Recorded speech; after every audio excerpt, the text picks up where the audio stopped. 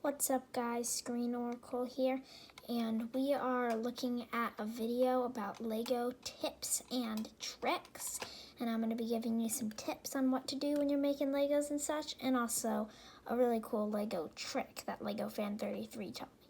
Make sure you watch till the end of the video because I have a little surprise at the end. So, let's go first with a tip. First tip is if you take a minifigure, say the minifigure I just made, if you saw my video before this, if you didn't, check it out. It's a really cool how to make Coach T from the Mighty Ducks Game Changers video.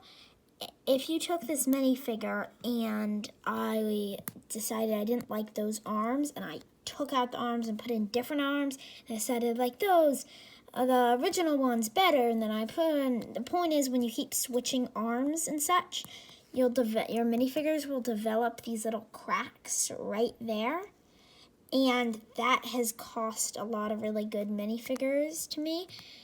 And I had some really cool Death Watch minifigures that I switched the arms a couple times, and then they got a crack right there, and now those minifigures don't work anymore.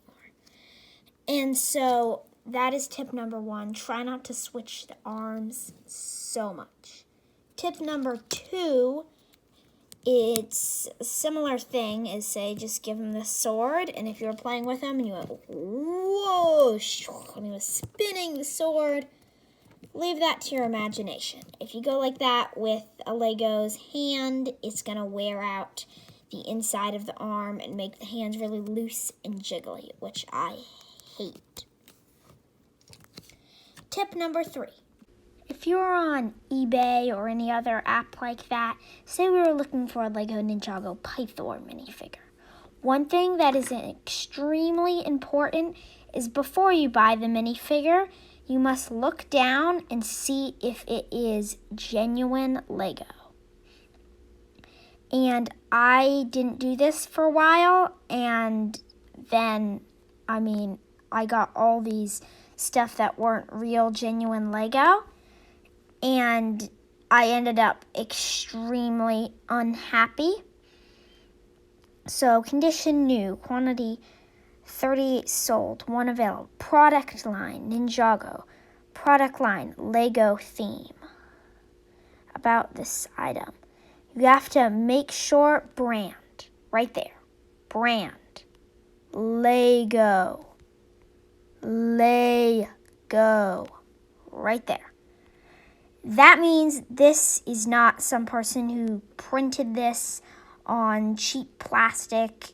This is a genuine Lego minifigure that I would feel safe to buy and not feel like I was being scammed.